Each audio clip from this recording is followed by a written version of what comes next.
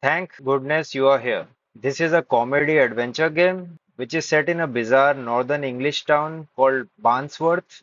You're a tiny yellow traveling salesman, and there's only one way you can interact with the entire world, which is slapping things. Yes, that's right. Slapping things and people, of course. There's no combat, no puzzles, no inventory. You just slap people, objects, and situations until something funny happens. And something funny always happens. This was PC Gamer's best comedy game of 2024 and is rated 96% positive on Steam. For me, this one was an absolute blast from start to finish. It's one of the funniest games I have ever played.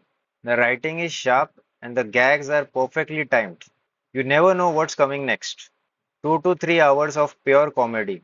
Now, whether or not this is for you depends entirely on your sense of humor. But if British comedy is your thing, you need to try this one.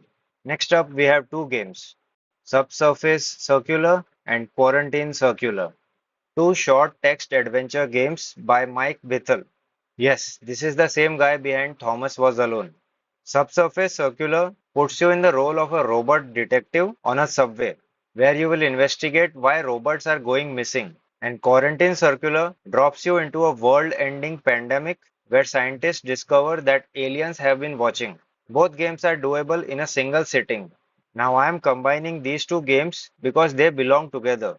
Same developer, same mechanics, spiritual successors to each other, and both deserve a spot in this list. There's no voice acting, no flashy visuals, just conversation trees, branching dialogue, and writing that is sharp enough to make you forget all of this. Subsurface is the tighter and more focused of the two. Quarantine is bigger and weirder. I recommend you start with Subsurface. You will have both finished before the day is over. Next up, we got Florence. This is a 30-minute story-driven game about a 25-year-old woman named Florence who feels kinda stuck in her life. That is, until she meets a cello player named Krish in the park. There's no traditional gameplay, no long cutscenes, just a series of small moments that tell a story about falling in love and what happens after. Published by Annapurna Interactive. Now, what makes this one special is how it uses actual gameplay to make you feel what Florence is feeling, not just tell you. It's the classic show not tell approach. When life is boring and routine, the mini games are pretty dull. But when she falls in love, the screen fills with color. And when the relationship starts to break down, you are literally piecing together a tone photograph of the two of them as it drifts apart in your hands. No dialogue, no cutscene, just that. And it wrecks you. It's a story about first love, the excitement, the stress, and what comes after, all in 30 minutes. I played this late at night after tucking my kid into bed, and I was not expecting to feel as much as I did. If you are in the mood for something human and beautifully made, 30 minutes, that's all it asks. Next one is Sayonara Wild Hearts. This is a pop album video game. A young woman's heart breaks, and somehow the entire universe goes off balance with it. And the only way to fix it? Ride motorcycles, skateboards, shoot lasers, sword fights through 23 levels, each set to a different pop song banger. It is a part rhythm game, part music video, part fever dream. Rated 96% positive on Steam. Fast forward to the end of this game, and I guarantee you will just sit there for a moment. It is one of those experiences you don't really play so much as you watch and feel. The gameplay is almost secondary to the audio-visual experience, and I say that as a compliment. Pure style, emotion, energy from the first second.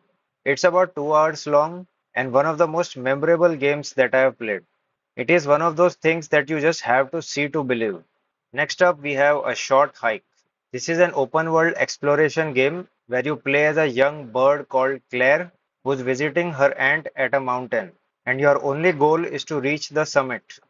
Now, how you get there and who you meet along the way is entirely up to you.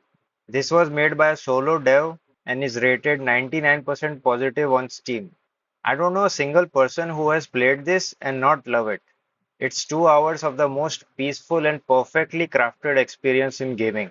You're not saving the world, you're not fighting anything, you are just hiking, gliding, fishing, or chatting with strangers and finding little hidden things in a small, beautiful world. Just good vibes all around. If you need a reset after a long day, this is the one. Next, we have Necrobarista. This is a 3D visual novel. So there's a coffee shop in Melbourne where the recently dead are given a final 24 hours among the living, and the staff are necromancers. The regulars are gangsters, hipsters, and ghosts. It's presented entirely through cinematic 3D sequences instead of the traditional 2D visual novel art style. Most visual novels are just static images with text boxes, right? Nothing wrong with that. But this one looks like an animated film.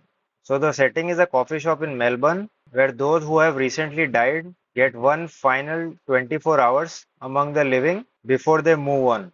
Every character who walks through that door is on borrowed time, and the game makes you feel the weight of that without being sad or morbid about it. It's funny, warm, heartbreaking at times, and unlike anything else on this list. If you have never heard of this one, this is exactly the kind of discovery that this video is for. Next, we have Rainswept. This is a point and click murder mystery adventure, and it deals with themes of love, relationships, and unresolved trauma. So, a detective and his partner arrive in a small town to investigate a murder suicide. But what they find is much more complicated. This was made by a solo dev. Here's my favorite story on this list. I met the developer of this game at a Comic Con event. A little booth demo running on a laptop, selling Steam keys of his game all by himself. I played the demo, bought the key on the spot, and finished the game that same night. The mystery is good, but the emotional core of the game, what it says about grief and the stories that we tell ourselves about the people we loved, that hit harder than anything that I expected from a game, which I had bought from a guy at a random booth. I will always cherish this memory. And the last one is Unheard Voices of Crime. This is a puzzle adventure game where you play as an acoustic detective. You have a device that lets you hear every voice spoken at a crime scene, and the moment is frozen in time. You wander through it room by room while listening to overlapping conversations which were happening simultaneously. So, this is how you piece together what happened and figure out who did it. This is rated 96% positive on Steam. This is the most mechanically unique game on the list. Nothing else plays like this. You're not reading clues or examining objects. You are just listening, moving between rooms, tracking individual voices, and figuring out who was where and when. It requires actual concentration. My advice, put headphones on for this one. Now, is this for everyone? No, I don't think so. But if you are into detective games and want something that does something genuinely new, this one is a must have.